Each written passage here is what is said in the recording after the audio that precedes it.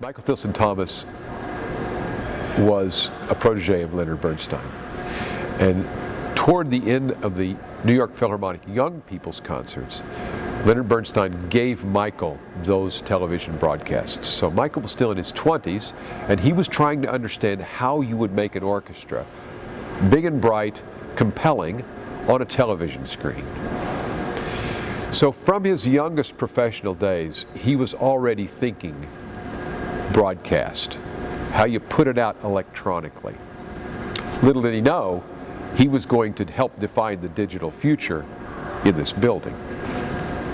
When we arrived here, there had been, as we opened this building in January of 2011, there had been a good bit of broadcasting over the years, but the puzzle was, how do you make this compelling if you've got television speakers that are the size of a $50 and you have a television screen that is relatively small compared to the generous sort of presentation of an orchestra in a performance hall.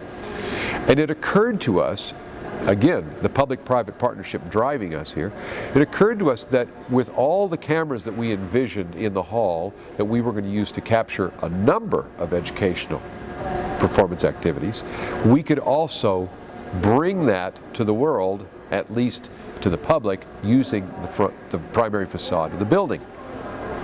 So it was Michael's early days, and then all of the television and all of the online work that he's done, even up through today, he was the visionary.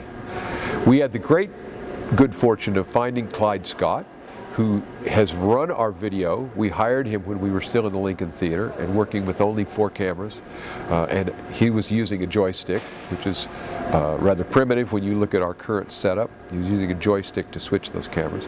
So we had the good fortune of finding Clyde and the staff who are in charge of bringing these concerts forward, who were able to quickly adapt to the different environment. It is very different to set chairs and play to a public and to set chairs and be ready to be captured with cameras.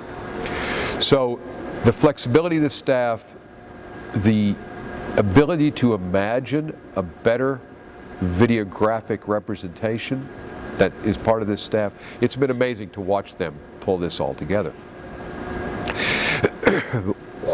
What we've discovered is that the changes, the moves that you make over the course of an entire wall cast are critical. If you can find the visual moments, and that means the moment when you know the conductor is going to look across the orchestra at the horns to invite them to play, or the moment when all the strings turn to the concertmaster, because that cue is going to be the primary cue, not necessarily what the conductor is doing, but what that concertmaster is doing, and all eyes go up.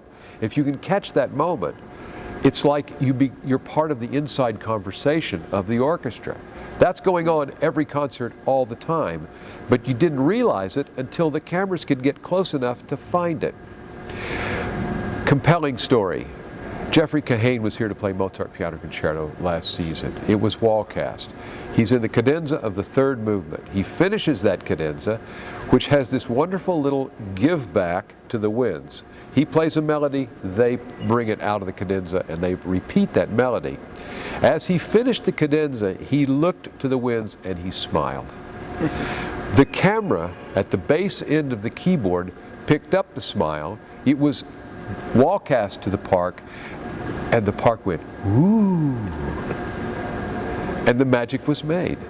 So we've found this new level of reveal. We found another way to tell the story of the music. It doesn't get in the way of the music, it enhances the music. All of a sudden you're part of the musician as well as being part of the music, and that understanding, we think, is what drives 2,000 and 3,000 people per Saturday into this park to be part of this music and to enhance their life, enjoy it, to make their life even richer. We think it's a really big deal looking on into the long. We think it's a really big deal as you contemplate the future of the art form.